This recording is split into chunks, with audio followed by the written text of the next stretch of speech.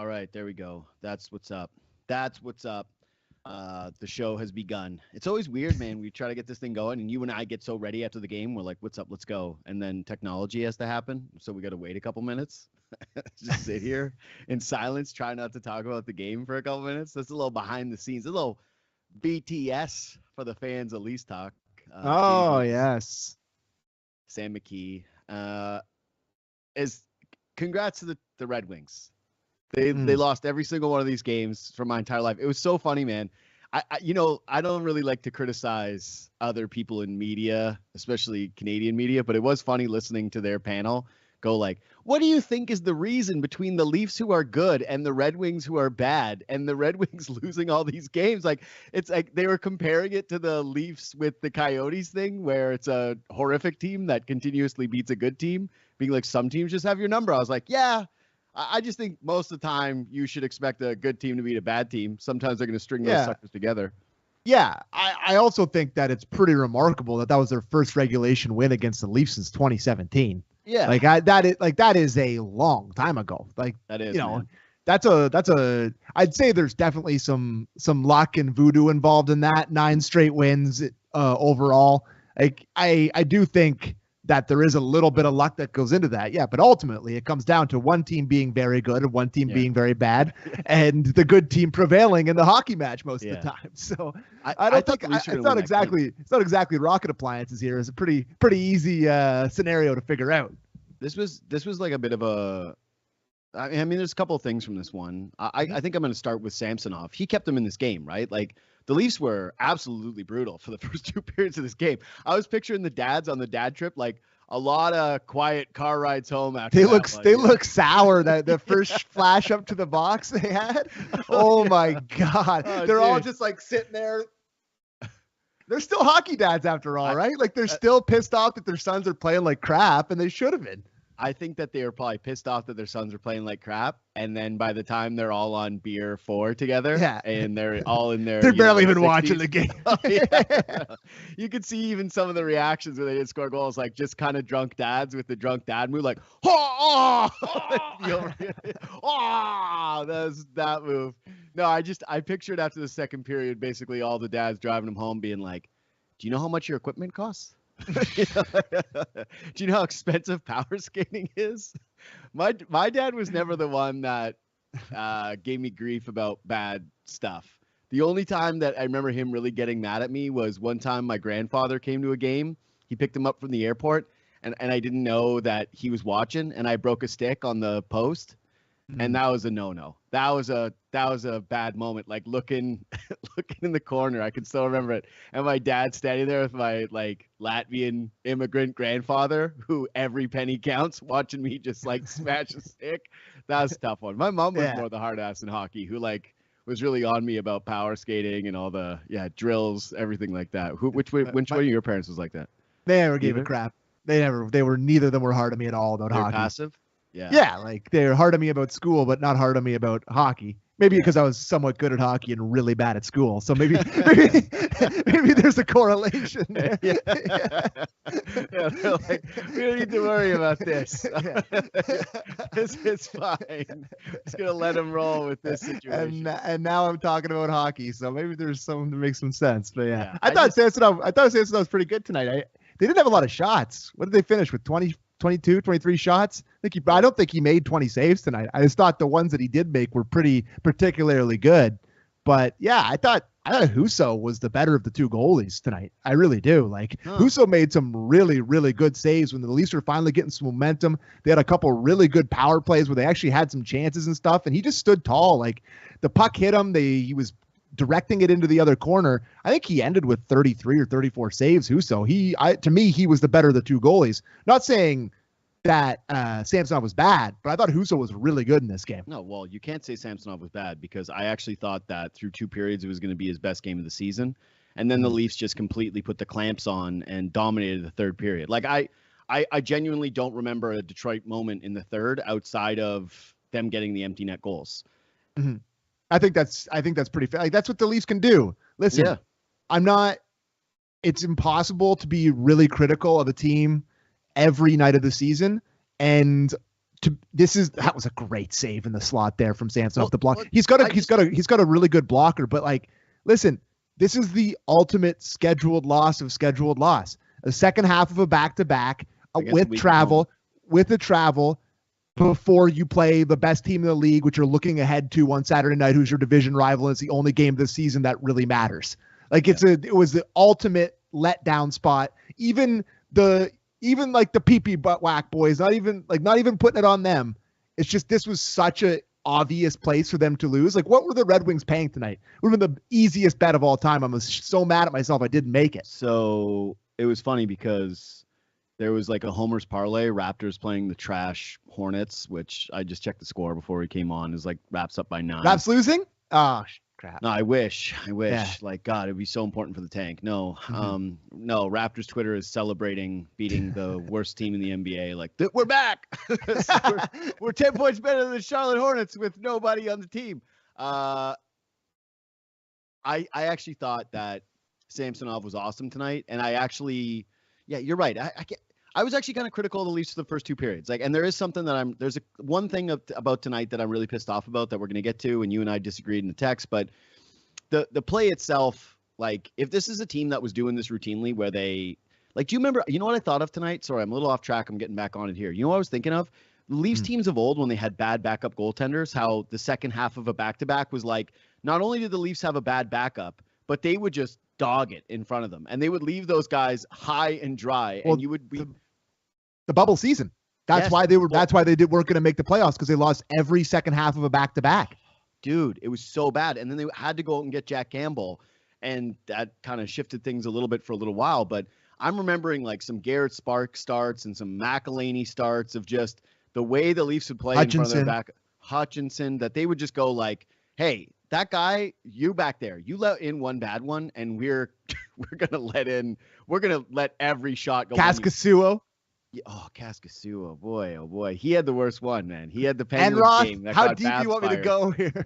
Kaskasuo had the one with, I forgot about Enroth. That's actually a good trivia guy, like, of the last couple of years. He's going to go down like Otto Porter Jr. with the Raptors in terms of guys that you completely forgot about in 5 years. I actually, like, to me, this was Samsonov's most impressive start. Like, I really believe it, because the team didn't have it for 2 periods, and he just completely kept them in it. He allowed them to have a chance to steal this game. And you mentioned it, like, Detroit only had 20 shots, so I'm sure that this isn't going to bear out analytically over the course of an entire game, whatever. But how many of them were just clean looks? How many times? He made probably 5 or 6 10-bell saves tonight. Dude, he was spectacular. He was athletic. He looked confident. He looked big. It was just a really nice game for Samsonov. The only times that Detroit beat him were on goals where it was, oh, okay, well, you have absolutely no shot on this. Like, you give up 20 shots, the caliber that Detroit had in that game, you're going to end up giving up a couple. But I thought Samsonov kept him in it, and that he was the star of the game. Like, no one was better on the Toronto Maple Leafs tonight than he was. No, to be honest, there was no one good on the Toronto Maple Leafs. Like, I'm trying to think. Was it Bobby McMann who had a couple moments, and Pontus Holmberg getting into the top 6 to play alongside Willie Nylander and Michael Bunting? As maybe you can talk about that as a highlight of the game. But outside of that, offensively, I can't think of a whole lot of plays that they made. No, this was not a strong night offensively. That's why I was a little surprised by your Husso take. I know that he made some saves and that he made a lot of good saves. No, he did, and he made some good ones at the end of the game. But I never really felt like the Leafs were overly dangerous tonight. There was one moment where Willie cut into the middle of the ice and almost kind of stuffed one home where Bunting got eviscerated. The power plays didn't feel overly threatening tonight. Bunting. Oh my God. I'm gonna murdered. Save that because I have that combination for things later in the show. But yeah, I didn't feel like the Leafs got goalied tonight. I thought they started slow, and like I mentioned, that there were probably some upset dads. They ended up getting drunk, and now it'll just be fine, and they'll have a night in Detroit. Weird place to make the dads trip, though. Detroit. Take them somewhere fun. They're going to Boston on a Saturday night. That's sick. That's exactly that's like tonight's not the highlight of the night. Like tonight, they'll travel to Boston.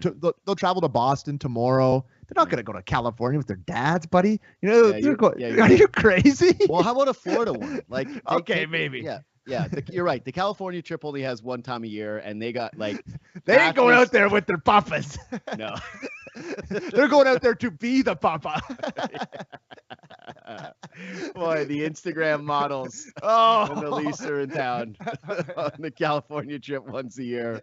Yeah, a lot of hearts flying around in the yeah. So anyway, I don't really have too much to say about the game. I just think you're right. You nailed it. It was a scheduled loss. The Leafs were flat. It was an opponent that was so due against them, and they had a couple of nice goals, and then I thought the Leafs rebounded nicely. I will say this is like in terms of positives of the game, I have been really enjoying Liljegren's play lately, and I just think that he was solid again tonight. And yeah, I don't know.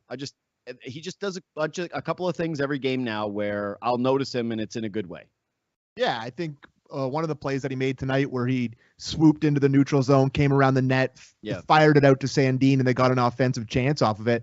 You're right. Like, he's growing in confidence every game. He's starting to look a lot better. So I still don't, like, I know it's not playoff talk, so let's not get into that, I guess, right now. But to me, I'm still concerned with them as a pairing in a playoff series against a bigger team. Like, it still weighs on my mind. I'm not going to pretend that it's not a thing to me.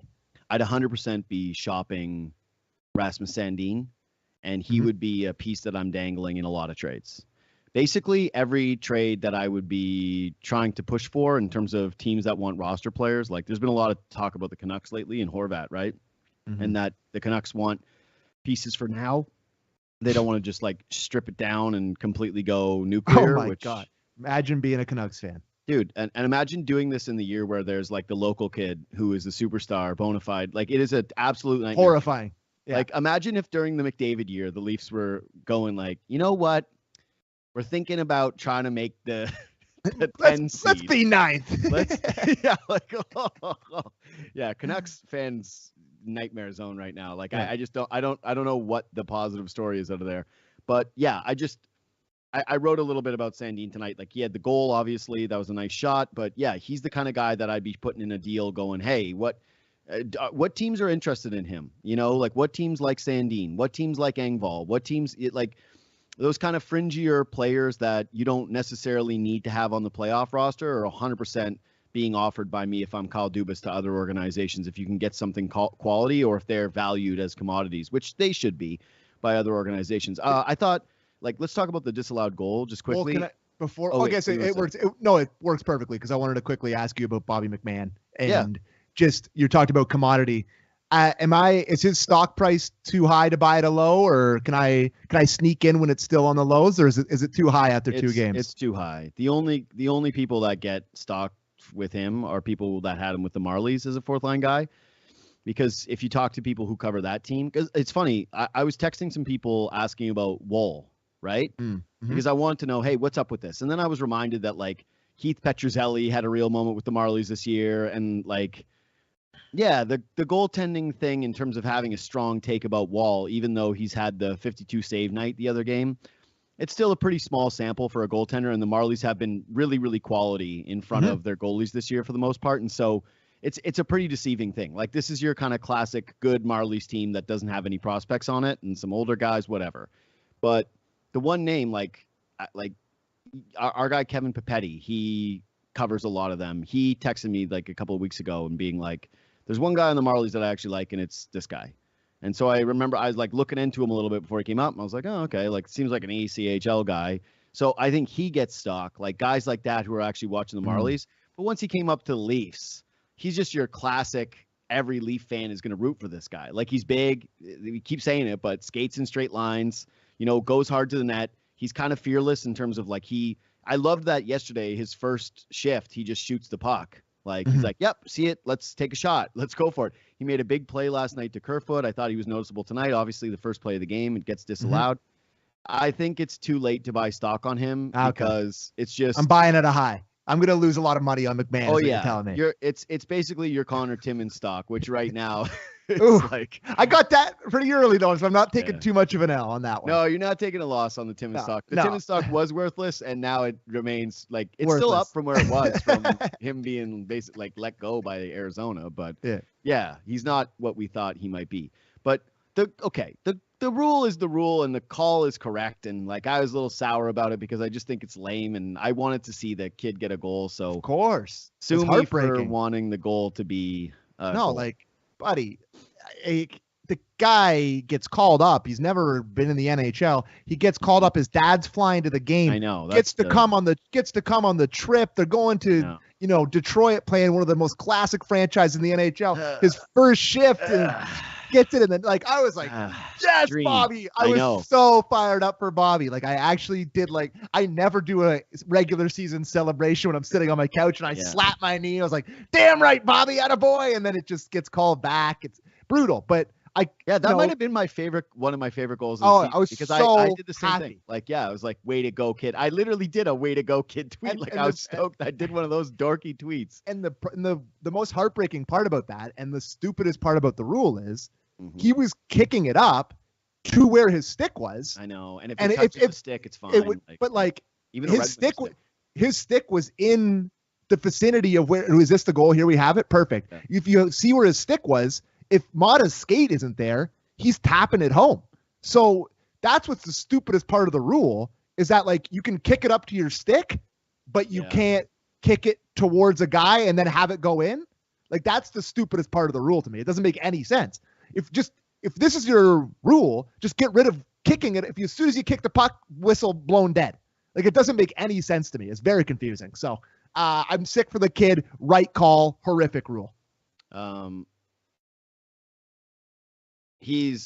don't want to say like he's got to play, because he's definitely not that. But they gave Wayne Simmons a game tonight, and I'm happy that they do that every once in a while. But you can't be doing that when you have guys like this on the roster anymore. Like, you know what I'm saying? It's just that to me kind of feels done. And Bourne mentioned it yesterday on Leafs Talk that he thinks like the Leafs bottom six actually now has too many of these guys, now that they've got like Dryden Hunt and Kampf and Bobby and guys like that don't really score. But he's going to get bumped off the roster as soon as Matthews gets back. Like that's pretty clear. But I think that he's done enough. You're sure? What happens? You think it's going to be Dryden Hunt that goes? I don't know. I guess it. Well, yeah, because he's got the option, so he just goes back down, or he's waiver exempt, so he probably just goes back down. You're right. It doesn't make any sense. But let's not overdo it with him, okay? No, like, I'm rooting for him too, but no. But he showed me as much in 2 games as Dryden Hunt showed me in whatever as many games he's played. Like what's the? Have you? He's bigger than Dryden Hunt. Skates better than Dryden Hunt. I don't know. Like if you're mixing in these randoms, Dryden Hunt has like an actual NHL track record, and I know that's not everything, but like I don't know. Like from what I've seen from the 2 guys, I don't know their NHL track records. I don't know. I'm obviously no NHL scout, but from what I've watched in the last 2 games, notice Bobby McMann and his skating ability, bigger and just look like. To me, it doesn't matter what these guys do. The bottom 6. It's just mixing in on the 4th line and the 3rd line, whatever. It comes down to the top 6 and if they're going to score. And that's what the whole season comes down to, obviously. But like, I think Bobby McMann deserves another game. If I'm going on Saturday night against the Bruins, I would probably play him over Hunt if I had a choice. But this is an interesting one where it's like, I do wonder if the Leafs really try to prime up their team for this game against Boston. Like, you can't control the way that they play it, but like, I've always been curious how a smart front office, like Kyle Dubas, obviously a guy that believes in sample sizes and not being overly reactionary, right? Like if he was, then they would have made bigger sweeping changes after the playoffs, right? So he's clearly not putting too much into the Boston game, but I'd love to know how much, he and Keefe put into that game. Like from the bottom 6 standpoint, when they're playing them, like how they match up versus Boston, and whether there's an added consideration of like, hey, you don't want to play Bobby because you don't think he's going to be at all, like he has no shot of being against the Bruins, or conversely, you want to see him to see how he plays against a team like Boston. You know what I'm saying? Like 100%. I like if I was guessing, I would probably say that they would want to play him to see if he can. The way that they really approach a lot of this stuff. Think about what Dubas said after all those guys got hurt on the back end and he had that little media availability and he's like, we want to see what these guys take next steps. Like they are very cognizant of trying to develop guys while winning. Like they do have that part to them. So I think maybe that if I had to guess between those two, I would say they probably would like to see him against him. But ultimately, I don't think they're really gonna like. I don't think Dryden. No, and I don't think Dryden Hunt has like that much, a reputation with the coaching. Like I really don't think whoever plays best gets in the lineup. They don't really care. I don't think, other than Zach Aston Reese, who is ironclad in the lineup. Most nights he doesn't come out. So it's interesting to me thinking about the bottom six because there's a lot of guys on the bottom six that I could see not on the roster come playoff time, whether or not they get put in trades or whether they just get bumped out because of a guy in a trade, right? Like to me, in the bottom six right now, these are the only locks. And I get, maybe it's wishful thinking with the Engvall thing for me, but I actually do believe that this front office is kind of wise to him being a regular season player, not a playoff guy. I don't want to go down this rabbit hole, because I feel like I criticize him a lot and people get whatever. I think that the only locks for the playoff roster in terms of the bottom six are Kampf and Zach Aston Reese. Right. I'm just telling you. I think those are the only two guys that do not go. Because, I could see trades where Kerfoot goes the other way for money. I could see trades where Engvall gets, he's an attractive piece to someone and they want to rejigger the bottom six. I don't think that obviously anything like Dryden Hunt or Bobby McMann, none of those guys have a shot, really, to me, of really making a roster unless it's for, a game, right? They're trying to reshuffle the bottom six for some kind of physical matchup. But ultimately, it is interesting thinking, none of those guys really feel overly safe moving forward with this team, I think that's totally fair. Yeah. So now we get into the thing that really pissed me off and the thing that I actually think matters from this game. The Pontus Holmberg play. So let's roll it, Dave. Pontus Holmberg goes into the boards hard, really, really, really hard. He's flying in there. He's going 1,000,000 miles per hour. And I don't remember who the defenseman is. The defenseman doesn't do anything wrong. I don't think that this is a dirty play or anything, right? I think that God, he hit the boards hard. Dude, he hit it so hard. It made an extremely loud noise. And you could tell that Pontus was pretty shook up by it. And I know people got really pissed at Mike Rupp this year, right? Because he had the Matthews take of Matthews getting it in with getting into it with Konechny, and that he was laughing and didn't respond. I don't feel like this is that. I actually think it's important. This guy made such a crazy loud sound going into the boards, and the play stops, and where are his teammates? Where are the Leafs? Nobody's skating to him to make sure he's okay. Well, he was up right away. Dude, and then when he gets up, Pontus is scared and he's pissed. And he goes towards the Detroit player that knocked him over. And he's mad. And he kind of gives him a bit of a shove and he tries to get in with it. Guess what? No support from his teammates. Again, and I will just always believe in this stuff, man. I will just always, always, always believe because I know it applies to every single walk of life. Something happens to you. You have a scary moment. You want to have people have your back. Something consequential happens to you. You want to feel like people have your... Look at the Leafs. Look at the Leafs on this play. No one even comes close. And I don't care that it wasn't a dirty play. How many times in the NHL are there dirty or clean hits where a guy gets laid out, where a guy hits the boards way less, not nearly as dangerously as Pontus hits it there. And buddy, you also know that nobody has a good angle on that, with the rest of the Leafs players, where they don't know if that got a little extra shove. They got to assume that their guy got drilled, that their guy got hurt, and just go in there and grab a body. I don't need this team to fake tough in terms of have a fight. I don't need Wayne Simmons afterwards to have some kind of a fake fight. That's not what I'm calling for here. What I'm calling for here is go make sure your teammate's alive and that he's okay and that he's able to get to the bench, and maybe just grab 96, somebody, and give him a little bit of the rough stuff. And it was the same thing with Bunting later in the game, or earlier in the game too, where he's in front of the net on a play and Bunting gets completely cleaned out. And there's 3 Red Wings in front. It's 5 different penalties. The refs completely miss it. And what happens? Bunting's screaming at the refs in his classic way where he eats it and he gets up and he's tough. And good on Pontus and good on Bunting for both of them getting up. But both of them have to handle their own business because nobody else gets in there and says a peep. Nobody gets in there and gives a little lumber to someone. Nobody says a mean word. No one grabs a body. Like, it's just, I'm sorry, but it's pathetic, dude. Like, it's really, really pathetic. Look at him. He gets murdered. And what's happening here? Look at this. His teammates are literally just standing and watching, man. Like, I'm sorry, but dude, it's pathetic. It's really pathetic the way that this team just does not stick up for one another like this, night in, night out. And I'm telling you, like, it just, that stuff to me matters. And I really do believe that, whatever, I don't care. I think that the intangible stuff matters in this sport. I always will believe that it does, and I've seen it matter a million different times. And that is the kind of shit that scares me with this group, is like, they can have moments like that where they're kind of like, you know, whatever. What are we supposed to do? And that's it. Lame. Okay.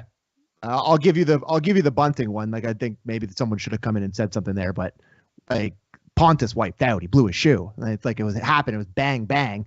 He gets up, he says something to the guy, and then it's over. Like, it was just, he got a penalty, he went off the ice, it was over. The Pontus one is an insane take. Like, I'm sorry, that is insane. He wiped out. He was going full speed. He blew his shoe. He wiped out into the boards. So what? The guy, how do you know that? Because that's what it looked like in real time, and that's what happened. And you don't think that a guy could have put his hands on his back and pushed him into the boards while he's in like a vulnerable position? Sure, but it didn't look like that in real time, and they're out there. They're playing the game. Like, I just don't think – and listen, you're right about them not sticking up, but it's never – there's no point. It's like guys whining about the refs all night every night. There's no point in whining about it because it's literally never going to change, and it's always been the same way. But it should change. It should change. But it's not going to. So then trade the top four guys because none of them have a mean bone in their body, and it's from the top down. You want, like, you look at Tampa, Kucherov, dickhead. Braden Point, nasty. Killorn, burr under his saddle. You know, Sergachev, greasy. All their star guys Hedman, below, mean. They're just, it starts with the four guys, and not one of them has a mean bone in their body, and it goes from them down, and that's what it is. This, if you want to, like, it's, you know, it's like whining about the sky being blue. It's not going to change. You can trade for whoever you want to do. They traded for Nick Foligno, and he barely did anything. But they're never going to fake. Okay. Fake it. Fake it. Go grab somebody. Just show but they're that never you going care to. a little so bit. There's no point in whining about it. No, I'll always whine about it. Yeah. I'll always bitch about it. Like, well, ultimately, like, nothing we do has any consequence on the team. No, so like, we shouldn't even bother doing anything because like, there's that like. Well, no, but like, this has been a thing with this group forever. We talk about it all the time. I do a show with Kipper. Like, it's been his number one thing forever. But it's just. I don't know. I don't think I'm a caveman type. I don't think that I strikes on a pussycat, pal. Like, it's just call it a tiger. Well, I think that I've been pretty accepting of who these guys are, and I don't ever like. I'm a guy who likes fights. I like toughness. I like bottom six with identity. Like, there are a lot of different things that I would say I'm pretty calm about most of the time. Like, I don't want the manufactured fights anymore. I don't want dangerous hits. I don't want dangerous plays. Like, I think that I've evolved quite a bit as a hockey fan from like the stuff that we grew up with. But I just think that when your teammate goes hard like that into the boards, you skate in. Like, you go and you make sure. And if he if he's still lying there, yeah. And no, but if 2 seconds later he popped up in a millisecond. If he gets up and he skates towards the guy on that play, yeah, and he's Willie pissed, Nylander's gonna fly in there with his gloves off and do something. Like, what do you want? I don't. But no, it's just never gonna happen. It's just I told you I don't want to fight. I just want a guy to go in and grab somebody. But I want a teammate of his to stand beside him and go, "Are you all right?" and skate with him to the bench. Like, I just think that those little things matter. Pick your teammate up. Like, in basketball, you get a guy knocked down, and what do? The teammates go over and pick him up off the floor. Like, I just don't know why you wouldn't want to do that. When he's still lying on the floor, they do that. Yeah, but that's what I'm saying. Like, But he got up immediately. That's a soft sport where it's like you check in on a guy who didn't even get hurt, who just went to the ground a little bit. Like, this guy went into the boards a million miles per hour. Nobody cares. Nobody checks in. And I think that they're kind of like you, where they're like, "Oh, he just tripped. Like, it's all his fault. Let's get to the bench. Like, let's get to the bench." He wiped out, and he got right up. And then he said one word to him, and they called a penalty on it because they hadn't called one on the spear to the throat, so they had to make a makeup call. So the refs call a penalty. They're sticking up for the player. The Leafs don't stick up for and their perfect. Guy. Pontus skates over to the guys, and he says something. And then Pontus was pissed off the rest of the game. He was actually throwing his body around more than he had before, so it's nice. Maybe he's a little wake up call. Maybe he's a little more physical now. I think he thought something was wrong with the play, and that's why he got up and said something. I think he felt as though the defenseman put a hand on his hip and guided him into the boards in a dangerous way. I don't think it was as cut and dry as you, where it's like he blew a shoe. I think that it was not necessarily like a dirty play. I didn't really see anything overly wrong with it, but I'm sorry. I never want to see a guy go in hard like that and then have a team respond the way that the Leafs did. I was disgusted by it. I hate it. And you're right. There's nothing I can say about changing it, but it bothers me down to my core. Of all the moments with this team. Yeah. I'm telling you, man. It bothered me. For all the hills to die on with this Leafs team being soft, this is a remarkable one. I'm telling you. Only you could cook up this anger for this pointless play in a game where he wipes out. I'm not the only one, man. And says, the only one. Oh, you're not the only one. Okay. Well, I mean, I've according to sources. I've watched the game my entire life, and I don't see any teams that have ever done that before. Like, I don't think that there's another team in hockey that responds that way on that play. I think that's a Leafs unique thing. Sure. Like, I think that's them. Oh, maybe like the Anaheim Ducks, or like a team that's not playing for anything, and like, who cares? But for a team that's in it, a team that's trying to change and be like a little bit more intense and engaged, like, nah, pathetic, lame. I hated it. And I don't think it's manufactured. I think you go in, you check on guys who go in that hard. One man's opinion. Anything else from this game? Nothing else. On to Boston, baby. Yeah, big game Saturday. So we're not live Saturday night, but we'll try to get it up as soon as possible. I know I get the messages from people every time. I appreciate it. You can always shoot us a message at JD Bunkis, at Sam A. McKee, Twitter and on Instagram. And again, I noticed a bunch of like nice new reviews on Spotify and on iTunes. Oh, yeah? Nice. Yeah. Thanks, guys. Yeah, so we appreciate that. That's always really nice. It really does help with the algorithm of the show. Same with the likes on YouTube, and same with sharing the podcast. Like, hit a retweet, hit a like, engage with it, whatever. You see the content, you like it, share it. It really does help us out. We'll be back Saturday night after. By the way, Bruins lost in regulation tonight. 3-0 to the Squids. The Leafs didn't pick up a point. Squids are red hot. Squids are a wagoon. They do not lose now. They just beat everybody. They beat the Leafs in regulation on home ice. They beat the Bruins in TD Garden. No, man, hockey's fine. Break up the Squids. No, yes, hockey's in a fine state. The Seattle team, after they changed all the rules to make sure that nobody got the advantages that Vegas got, and now a year later, they're just a wagon based on like who they have, how many guys. Four lines of decent guys. Their leading scorer is Andre Burakovsky with 35 points. There you go. Hockey. Raptors. How long before the Raptors had a winning season in the NBA? I don't know. It's a good question. Yeah. I would say at least. Oh, I would say like 6 years, 5 years probably. Yeah. It was I have no idea. That's a good question. It was actually pretty quick. That like because they got Vince, but like. Yeah, I think 2001 is their playoffs. So maybe 2000 was their first playoffs. So not that long. Yeah. So it's like 5 years, 4 years. But yeah, I just give me a couple years of suffering, with a team that's just brand new expansion. I don't know. I don't love it. Anyway, too flat of a league. All right. Yeah. Saturday night, game of the season. Is it game of the season? You saying it right now? Lock. Game of the season. Stone cold lock. I said to Bourne, I need it to be a good game, man. There's been too many mediocre teams, like bad games.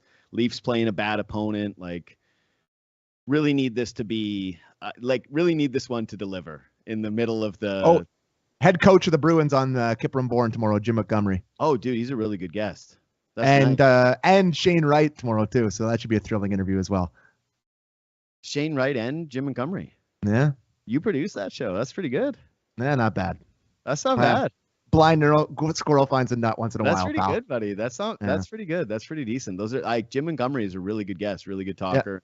Yeah. I can't wait to hear him gush about Bergeron more and make me like Bergeron. It's the worst. It's like a guy on a team that I've hated the entire time, a guy that's given me like many heartbreaking memories, and all I think of when I see him is pure I respect. love you. Yeah. Pure respect. I hate it. He's a dream killer, and I love him. I hate it. I know, and it's just like I wish him. I don't even hate, I don't even hate Marchand at all. Like I love Marchand too. Like when he's not playing the Leafs, I love him. As soon as he goes against the Leafs, I'm like, I can't stand you. He puts on the red and white. I'm like, this guy's my favorite player in the history of the world. Yeah, it's true. Now that they don't have Chara, because like I really did hate Chara. I hated Chara deeply. Number one. Yeah, I really hated Chara. Yeah. And yeah, now that he's off that team, like my sports hate for the Bruins just isn't high enough. So maybe somebody do something dirty in that game, like get it going. crap. This is the last thing I want to say to you. Oh, okay. Isn't it weird that Matthews has been out for 2 games and everyone's kind of like, who cares? It's just like, it's load management. Like, he's fine. Like, if he misses this next game, will you? That's all I wanted to ask you. If he misses the Bruins game, are you actually going to be like, oh? Because I will be. If he misses the next one, then it changes the take. But I feel like right now it's basically, hey, this is load management. They don't care. It's nothing. If he misses Saturday, I am going from couldn't care less to extremely concerned. Yeah, that's what I thought. How's that? Is that fair? Yep, that's fair. That's fair. God. All right. Oh, quickly. We take that guy for granted. Oh, my God. Like, watching, we're both like, oh, this guy can't score. He's having a down year. 2 games without him, like, oh, my God, give him the max immediately. I can't live in a world without him. Yeah. Well, I think he should be in the running for the Selke this year. So it's not I think he's having that much of a down year. But, yeah, the scoring thing is a little bit strange. All right, that was Leafs Talk. Sam McKee, JD Bunkis. We'll see you Saturday night. Thanks for watching. Thanks for listening.